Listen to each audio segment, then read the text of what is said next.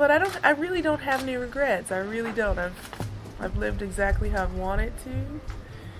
I've tried my hardest every single time. I didn't win the matches that maybe I should have always won, but I really gave it my all. So that for me is enough.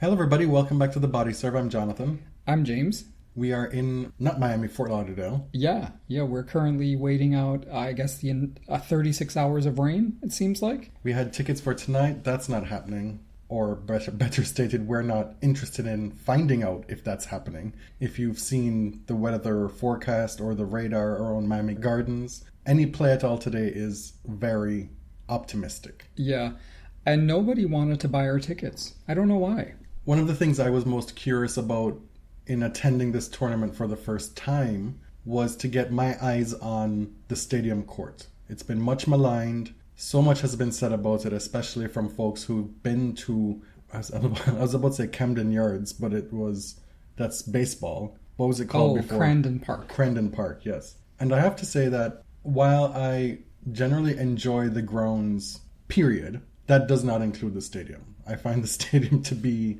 a monstrosity. Indeed. I think it's my first NFL stadium. Have you ever been? No.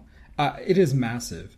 I think the advantage that it brings to the tournament is that the amenities available in an NFL stadium, like all the restaurants and stuff, and the escalators and the stores, that is pretty unusual in top flight sort of Masters 1000 tennis. But it is, it's strange. It's very strange. We sat on, I guess, like on the straight side of the permanent stadium, and the lower bowl is the temporary bleachers. The umpire's sideline. Right. We didn't watch a whole lot. It wasn't an especially wonderful viewing experience or vantage point. The first row was obstructed view, although they didn't tell you that, so it sort of pissed me off. But I've never seen a scarier escalator in my life. That is not true. That escalator takes you to heaven. The DC Metro. No, but this is like outside.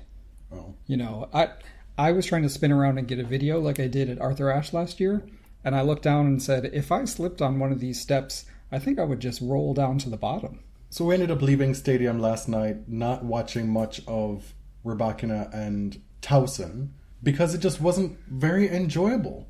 The viewing experience, nothing to do with the tennis, and then we went to Grandstand and watched most of Vika and Peyton Stearns. And that was a much better choice. It wasn't fully packed, so you could easily get a seat pretty close to the players. The atmosphere was a little bit charged. We were there for Vika. Most of the crowd was there for Peyton, just by virtue of being American. But it was, at a big tournament like this, to be able to see players that up close on a night session on the non-stadium court was cool. And to me, it was totally worth whatever. I don't know what we spent, but it wasn't that much. The outer courts, there's court 1, there's Grandstand, those two main bigger outer courts, they provide an intimacy which you hope to get on these general admission courts. Watching Ostapenko play Siegemund, that was yesterday as well. I got right up first seat, first row behind the baseline. What's better than that? Next to some super fans. Penko, you did a tweet of the kit reveal, and it was hard to see in the photo, but it was actually very orange, not red. It was extremely vivid in person. I actually liked it. I thought it was cute. Sure. Again, I'm not quite sure the color combinations that she uses for these outfits work. But it feels very Miami tennis. She was dressed for the occasion. Mm-hmm. I was sat beside two dude bros who were doing so much. You know, this thing that tennis people do when they say, right here, right now. Let's get it right now. And he was calling her girl. I'm sure she could hear him the entire time. She acknowledged him by making eye contact, but never nodded or verbalized anything. For me, she was just as much annoyed as she was pleased for the support. Like, this dude was pretending like he was her coach. So much so that a woman came and sat down in between us. Within 3 points, she turned to them and asked if they were Yelena's coach, because they were trying to perform that kind of support. It was so obnoxious. The match, though, was really fun. And I think the second set was just packed full of Ostapenko backhand winners. I watched the first set as well, and it too was chock full of Ostapenko backhand winners.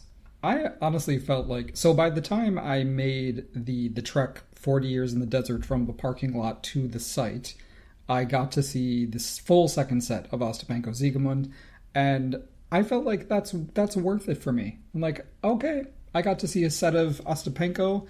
I've had a lot of tennis sessions ruined by rain or whatever. This is satisfactory. I'm pleased. But then, I got to experience a lot more. Of course, with a matchup like Ostapenko and Siegemund, you have half a mind that there's going to be some almighty mess in this match. There really wasn't, but both women played really good tennis. Mm-hmm. It was a lot of fun to watch.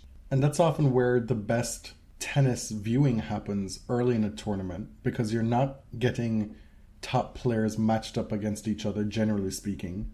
You're getting good quality players on outer courts, being able to watch them close up. That's the real charm of watching live tennis early in a tournament. Mm-hmm. And we've talked about this extended version of the Masters events with a lot of first round buys. It can really dilute the product, right? It can make the early days feel just not very substantial. The schedules are like, no. And you look around and the place is not full because, it's clear. There's 32 first round buys, right?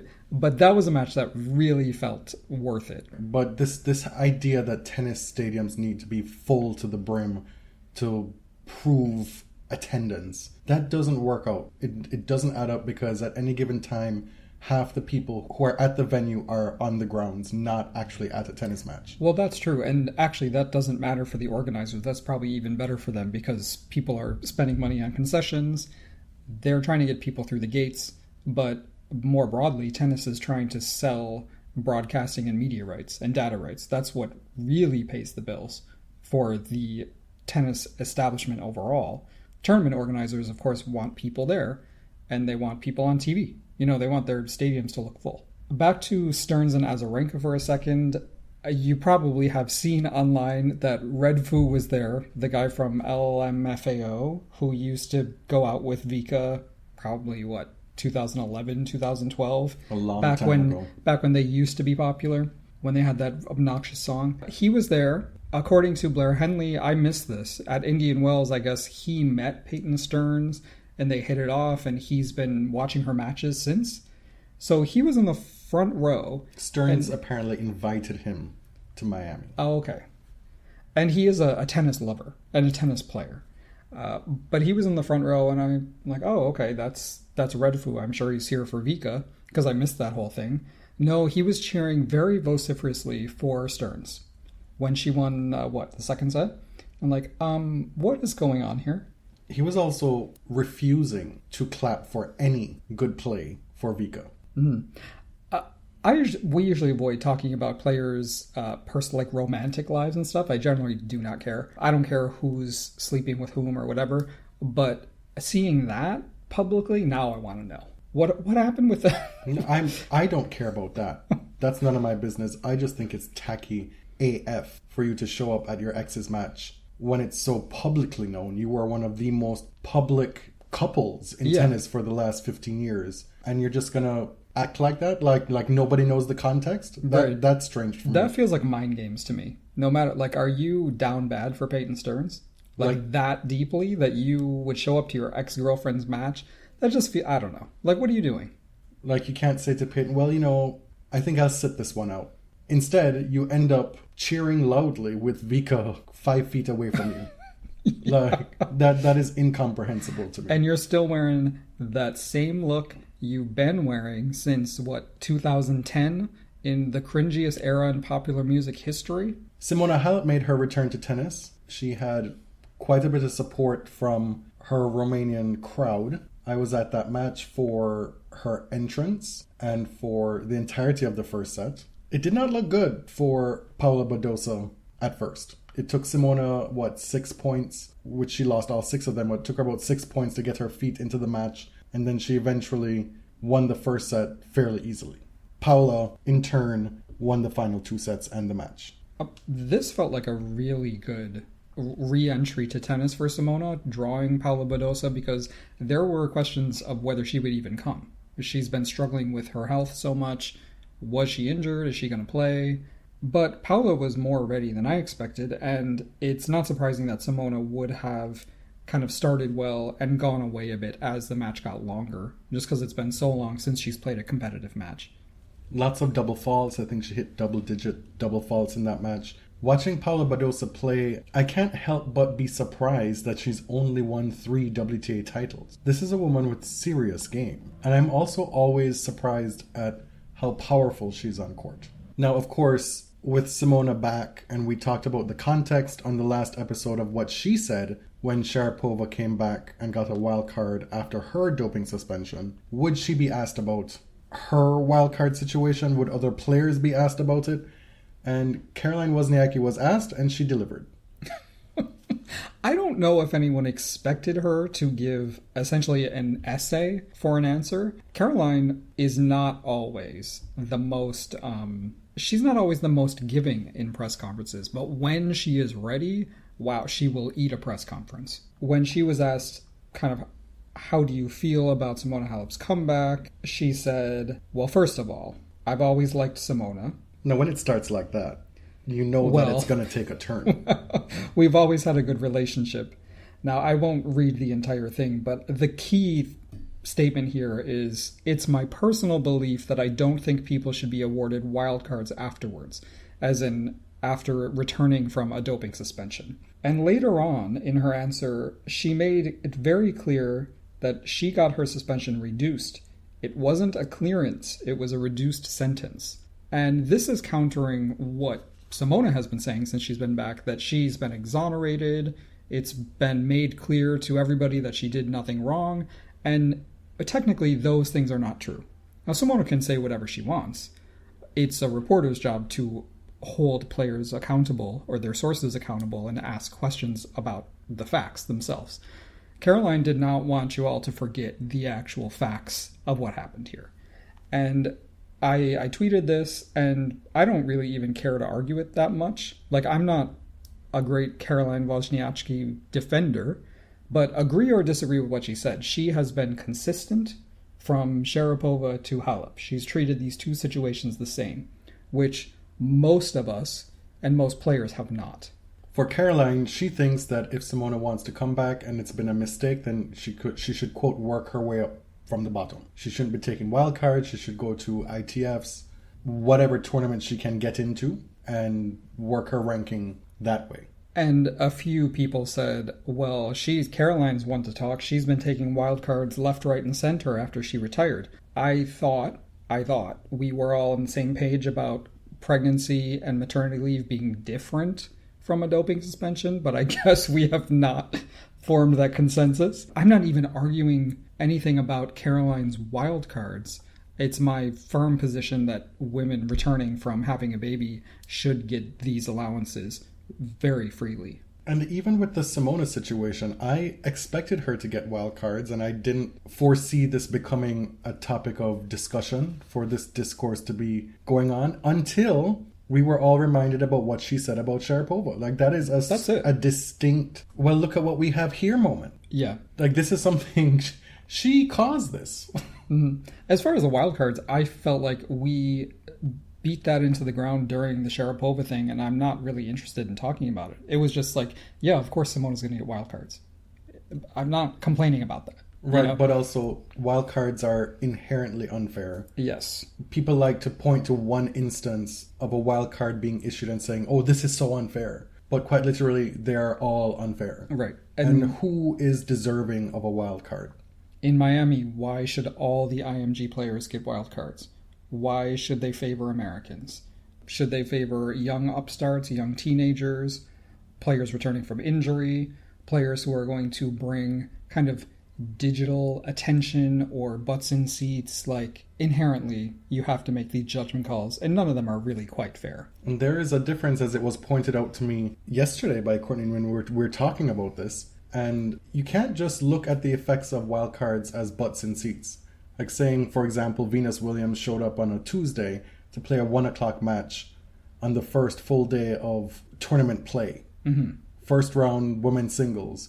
And at 1 o'clock on a Tuesday, on an already man-spreading event, there's like maybe a third of the seats filled for that match. And then you go on Twitter and you say, oh, well, tell me again that Venus Williams brings people to the grounds with her wild card, that it's worth it. Well, Venus also does the morning television rounds to promote the tournament. She's at the draw ceremony, which creates a digital footprint, which gets, eyes on the tournament on the internet. There are a lot of different things that go into it. And it's just a far more complex situation with so many more considerations than people want to treat it with, which tends to often be just a black and white perspective. As in, this person deserves one, that other person doesn't deserve it. Like, nobody deserves it. Nobody. Right. Back to Simona and Caroline for a second. Of course, Simona was then asked, or was told in press, here's what Caroline said about you.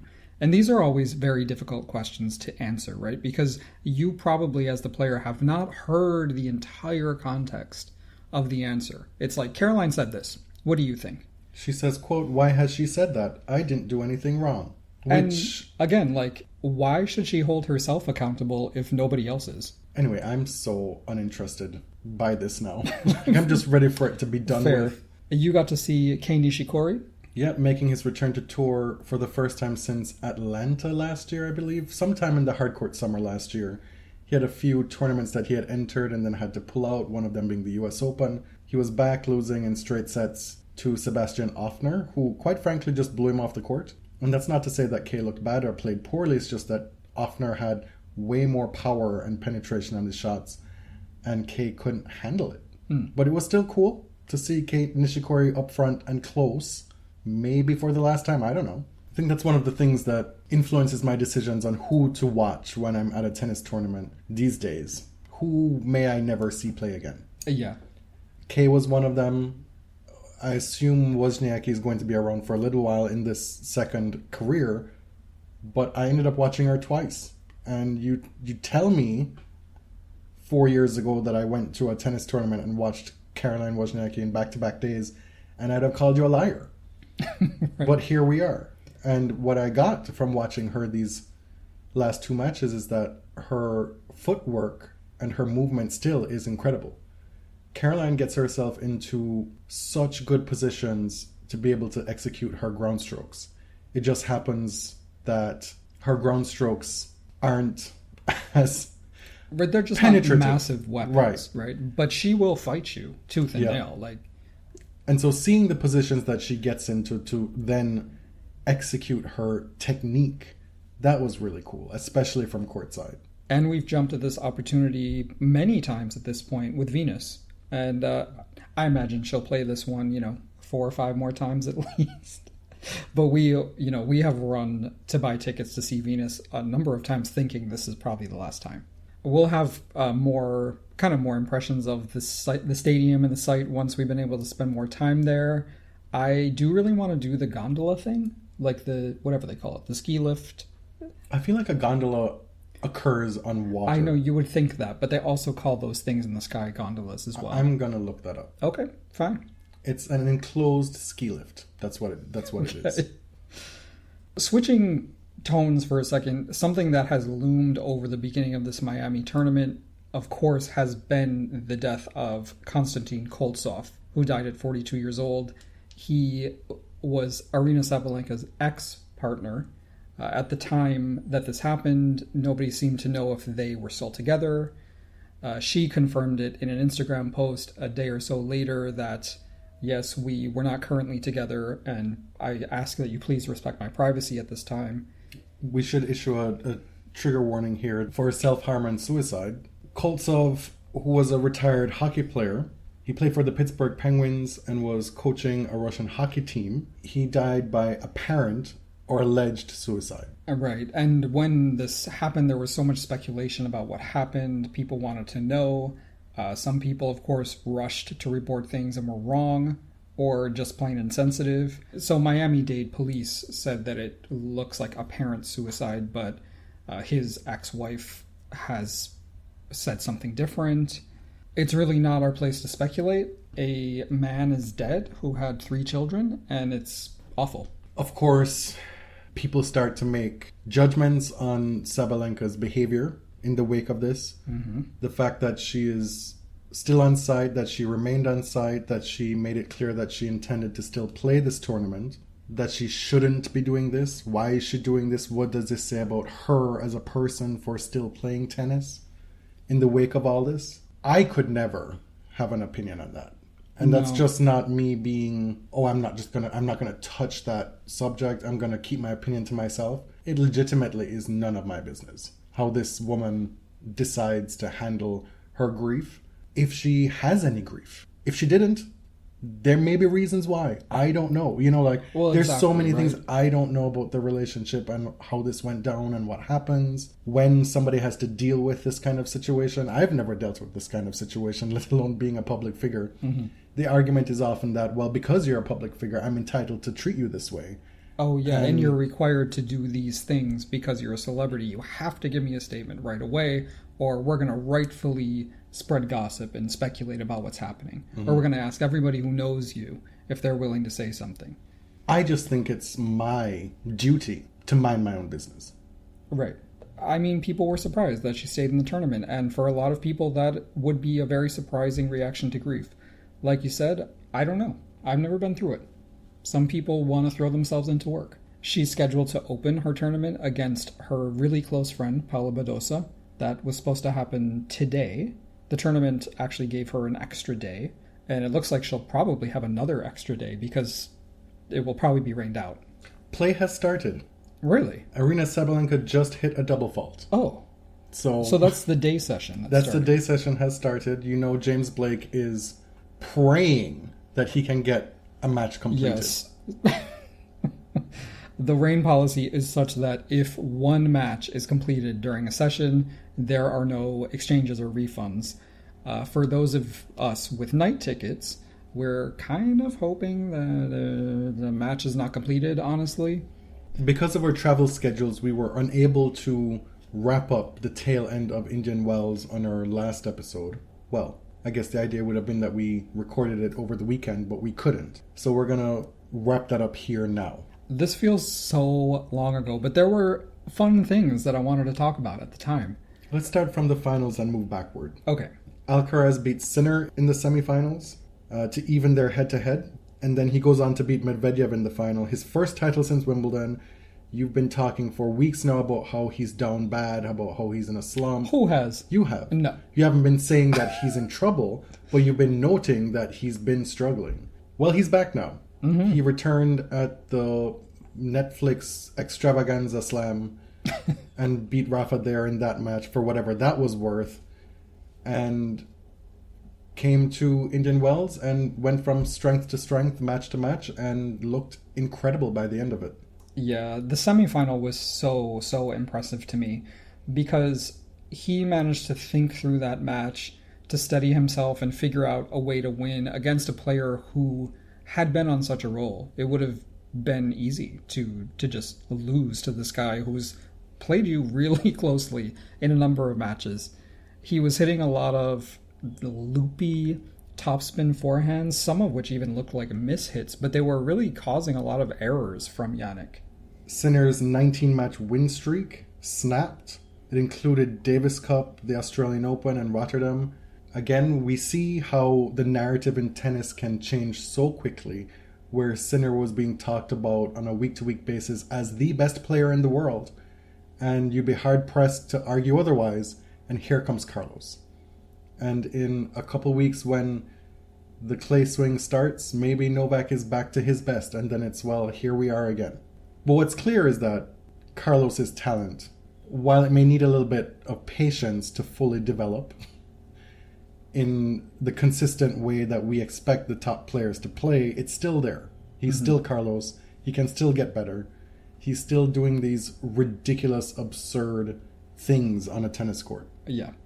I mean, there were commentators saying essentially that, the rest of the field has figured out Carlos. They've caught up a little.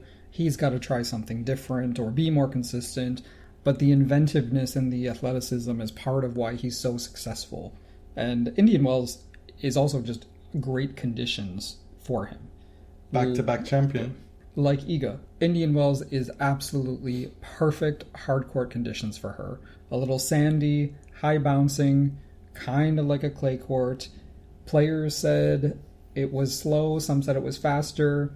I never trust players on court speed because they all say something different. Iga stormed through the draw for her 8th WTA 1000 title. No set went past 6-4. She lost the opening set of the final to Sakkari 6-4. And she also served up 3 bagel sets. She beat Collins, Noskova, Putintseva, Wozniacki, Kostyuk, and Sakkari in the final. Only Monica Seles and Steffi Graf have lost fewer games on the way to winning the Indian Wells title. It's those Opta Ace stats updates. Those have been going off for Iga Swiatek lately. The one that I thought was particularly impressive is in her first 50 matches versus top 10 players, Iga has won 36 of those 50. Just absolutely wild. A great showing for Maria Sakkari. She just recently split from her longtime coach, Tom Hill. And with none other than David Witt in tow, she pretty much immediately has a massive run at a big tournament. Beating Coco Gauff in the semifinals. She matches her best result here, having reached the final in 2022 as well, losing to Iga Swiatek. You know I'm a Sakkari truther, and I was really hoping that this coaching change could spur her on to bigger things and not have her have this long, extended acclimating period. Yeah, you know? Yeah. And she seems to be doing well. She's a very resilient woman. She really is, because she gets a lot of shit online as well. And she takes a lot of hard losses. There have been a lot of them. She turns up in Miami, and in her very first match, she plays one of the hottest players on tour, Yuan Yue, and wins easily. Yeah, 6-2, 6-2. We'll wrap up Indian Wells with 3 kind of beefy, juicy, funny moments. Oh, beefy. Oh. Beef. Well, one of them was a beef. Mm-hmm. One of them was juicy, and one of them was beezy. Okay, the beef. The beef was between Medvedev and Hruna. I love a little non-problematic beef that's not that serious. It's just a little bit of drama between these two guys, and it's over. Well, Daniil was wrong. Period. Oh, Point indeed, blank. he was. And you'd expect Holger to be the wrong one. And you say Holger's in a beef, you immediately think, well, what did he do now? Right. But that wasn't the case. He did what you always say players should do, and go right for the player at the net. Absolutely. And what it hit Daniil's racket. Right, he sort of didn't like, hit him. Try to get out of the way. He had to dodge, kind of thing. And then Holger did, quite frankly, kind of a half-assed apology. Mm-hmm. Which, whatever. Daniil did not see it, and so things escalate from there. Medvedev complains that he didn't apologize. He does this Candy Burst, Nini Leaks, we see each other thing with his fingers. It's so theatrical. I really enjoy it, honestly. Then Hruna wants the umpire to issue a warning to Daniil for mocking him. And then the ump says, Holger apologized. Don't worry. Then they shake hands, like mid-match. And then here comes paternalistic Daniil Medvedev, who says to Holger, quote, at the net, "If you want, we can talk about this in the locker room. I didn't hear you say sorry." Holger quickly, with a swiftness, says, "There is no reason to talk about it," which I appreciate so much. It is like that Scandinavian straightforwardness, because I don't actually think Daniil was saying that in an aggressive way. It wasn't like, "Oh, I'll meet you outside," or "I'll meet you in the locker room." It's like, "Oh, I don't want this to be a big thing. Maybe we can talk about it further." Yeah. And Holger's like, "No, that's okay. I feel like we already talked about it." Holger has been through this before, where a top player maligns his name by lying about what happens in the locker room. Casper, remember what Casper did to him? Oh, Lord. Oh, wait. Which side are we on now? Are we on the... it was a joke. The Yagate truth side now? It was a joke. But I'm saying from Holger's perspective. It took a second to come back to me. How? That's one of your favorite stories that has ever existed. We're getting older, okay? The other juicy bit, and these all involve men, correct? Yes. The other juicy bit happened with Novak Djokovic and Luca Nardi. Nardi, lucky loser, Italian, number 123, as you know, of course, beat Novak Djokovic in Indian Wells. During the match, Nardi briefly paused during a point after believing that one of Novak's shots was going to go out, but he continued to play the point. Novak immediately argued with the ump that he was distracted, he stopped, and that's a hindrance. That should be my point. The umpire explains he reacted, but he did not stop playing the point. I don't know what he thought, but what he thought was wrong. He was wrong. I mean, the umpire very calmly explained that, no, you're wrong. Yeah. This is what I'm calling. It was not a hindrance. He continued to play the point. Whether you perceived that he stopped and that distracted you, that's on you, boo-boo. Like that was the message. You could hit a serve, and I could do a little twerk before I hit my return. And that's the only time I've ever twerked in my life before hitting the return, but it's still allowed. Sure. But it wasn't even something that he did on purpose. Anyway. It's just the fact that this went on and on. At the net, Djokovic and Nardi meet, Djokovic says something, and a few Italian folks on Twitter said what he said was non era giusto, pero bravo, which means that wasn't right, but good job. Which I don't know, I couldn't sense whether or not it was sarcastic in Italian, but it did not seem kind. Because this, at this point, happened a long time ago. It has no bearing on the outcome of this match. You're the number one player, this guy is a lucky loser who's just had the biggest win of his career, and you're saying that wasn't right. I just wanted to remind you that wasn't right. Allegedly. Right. It's just like, it was not a good look. It was so beneath him. People get things wrong all the time. We get things wrong all the time. Hell, look how many retractions you've had to issue this year alone. I know. So hopefully Novak goes back, watches the video, and he's like, oh, well, I guess my bad. I don't know, sends him a bottle of Moet or something. Moet. Why? Why is it pronounced that Because way? it's Dutch, it's not French. Oh. Okay. I found that out. Anyway, this video of Federer and Murray surfaced on Twitter. I don't know if you saw it. And it was a way worse example of poor sportsmanship by Federer. Oh. Way worse than what Novak did. Because he, in the middle of a point, he argues that Andy paused. There was no pause. Like, there was not even a glitch. I don't know what he was talking about. And he was very unkind about it. I think we entitled an episode about bees one time. There was the Stefanos... I am not a bees. Yeah, the Stefanos bees thing, which brought me back to my childhood. And I talked about Miss Beswick, and we called her Miss Beeswick. The bees are back, and... This time they were real. It's crazy. There was a literal bee invasion. Quote, ladies and gentlemen, play suspended due to bee invasion. That was Mohamed Layani, which will become a timeless quote in tennis history. Alcaraz and that guy were playing their quarterfinal when it was suddenly stopped at 1-1 due to a sudden infestation of thousands of bees swarming the spider camp. What was in the spider camp? I don't know. I don't know anything about bee culture or bee society or where they hang out, but I have never seen the like. Carlos was stung on the head. The bees stayed far from that guy. They knew there was no juicy, succulent honey there for them to have. It was all rancid and rotten. Wow. Wow. You can actually hear Mo Layani in the middle of the chaos say, Es muy peligroso. He of many languages. So Carlos is running away because he's getting stung. They suspend play. Bill Gates and Larry Ellison's new face were there.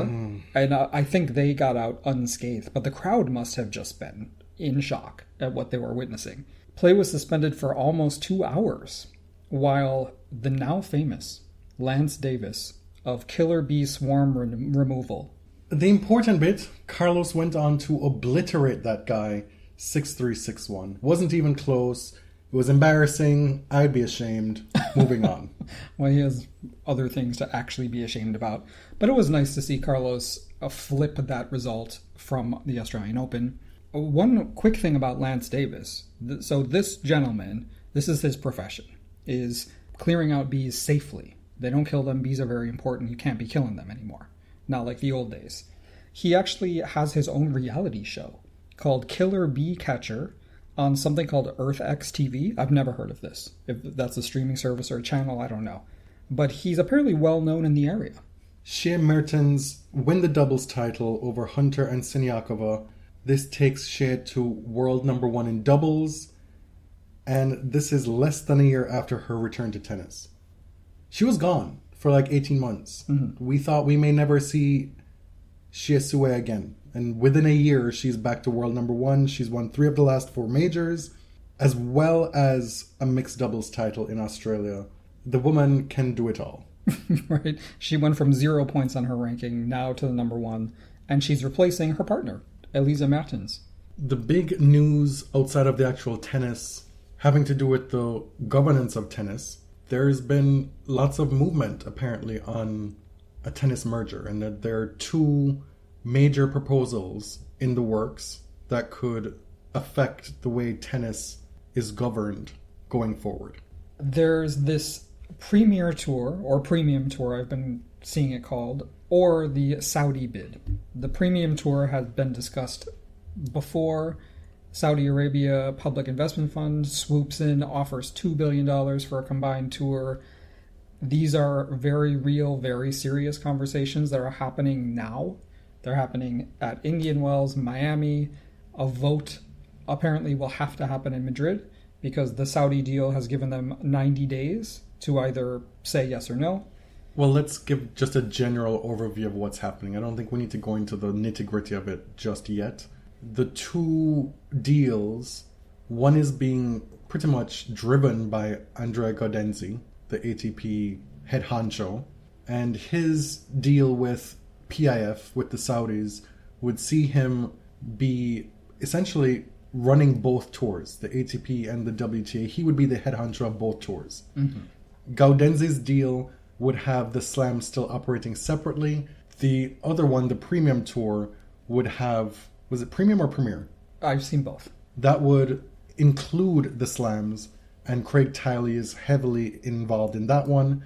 Gaudenzi and Tiley clearly don't like each other. There are these reports that while all these negotiations were going down in Australia, Gaudenzi was notably absent, claiming that he had a bout of COVID, but then he was still flying elsewhere to go negotiate his own deal.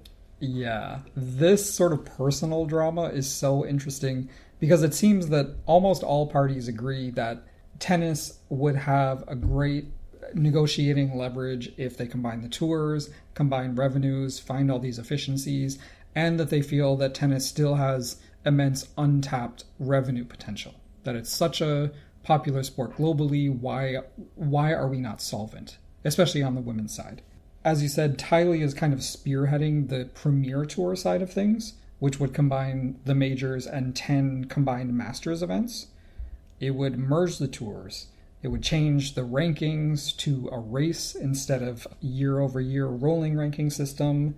The Telegraph is doing great reporting on this. That's where I'm getting most of my news. The WTA seems to support the Premium Tour, the Premier Tour side of things, especially amid their big financial problems. There's a lot of pressure on them from former stars and legends not to do business with Saudi Arabia, so they're trying to work around that. As you said, Gaudenzi stands to potentially become the commissioner of tennis, of the combined tours under the Saudi plan. So his deal purportedly puts the interests of tennis and the players on both tours first and foremost. But let's not ignore his own personal stake in this deal and getting it done. Right. It's really interesting times in tennis governance, and it feels like anything we say could be outdated in a day or two. There's just so much news coming through. I don't even have anything to evaluate it. Just I feel like we have to kind of cover the basic news. The people who govern tennis, they know that having 7 separate governing bodies is leaving tennis vulnerable. It's confusing, it's ineffective, and it is leaving them open to something like a takeover, right? By some outside force that will promise we're going to unite every bit, every governing body, we're going to find all these efficiencies, and in the Saudi case, here's a few $1 billion. And so Tiley sees Gaudenzi working toward his end, so then he's working toward his own end to protect his own interests. Where do the team events fall? Quite a few of the team events are owned by the ITF. Davis Cup, Billie Jean King Cup. who gets to make that deal with the ITF to bring those tournaments in. It's a lot. And because there are 7 different governing bodies, because tournaments are owned by different entities, because Tylee wants to make sure that there's no Masters 1000 event added in the first week of the season to then directly compete with the United Cup, which is one of his darling events. And allegedly that could have been the source of the falling out between Tylee and Gaudenzi, because even before the Saudi deal, Gaudenzi was pushing for a Masters in Saudi Arabia. The point is, multiple people have multiple hands in multiple pots. There are so many competing interests. Who's going to win out? Who's going to align where with somebody else to then be the tipping point for one deal to win out over the other? Are they both just going to flame out because there's just way too many moving parts? Is it going to boil down to, well, the ATP players just are, well, we're going to go back to that good old misogyny. We just think that we are worth so much more. The women are a terrible product. They can go their own way. You could have all your ducks aligned, and then one little thing like that can be the deciding factor to work against you. What's exciting about both proposals is that they both appear to offer equal prize money at these big events, and they both appear to want to bundle all of the broadcast media and data rights for both tours together. So they say. Right. Whatever happens, it appears that tennis is going to change fundamentally over the next few months. Whatever deal they accept will not go into effect for 2025. Anything would happen in 2026 or after. But tennis has been a very, very conservative, slow to change sport in its governing structure. And this could be a watershed moment for the sport. In golf, PGA and LIV are merging or have merged. They're still working that out. Still working on it, but the majors are not part of that premium tour, right? And we don't know. We don't know if LIV will work. They've had, a year of it? So if I were the commissioner of tennis, I would like a little more evidence. We'll finish with one of the issues that we've been punting from episode to episode recently. We've mentioned on prior episodes that there was a Czech Tennis Federation raid. This is wild. Yeah. 10 people have been charged in a fraud scheme in the Czech Tennis Federation, all the way up to the president, Ivo Kaderka, who was arrested and detained, accused of scamming millions of subsidies meant for tennis and youth sport programs. We just did a history episode where we talked about how were Czech tennis players able to be so successful in such large numbers over the last few decades. What was so special about what was happening with Czech tennis and their federation for this to be the case? And now we see that the house is falling apart. Kaderka has been the head of this federation since 1998, and he faces up to 10 years in prison for fraud. What they were doing, allegedly, is that him and a group of other people would funnel money to private companies, purportedly to host tournaments and provide services, but those services were never actually provided. They were just funneled elsewhere. Also charged was Daniel Vacek, who is a 3-time major doubles winner and the current coach of Tomas Machac. We haven't seen anything really about this issue since it made news a few weeks ago. That's something that we're going to have to keep our eye out for going forward. Well, tennis is still going on in Miami. They have not been interrupted since they started.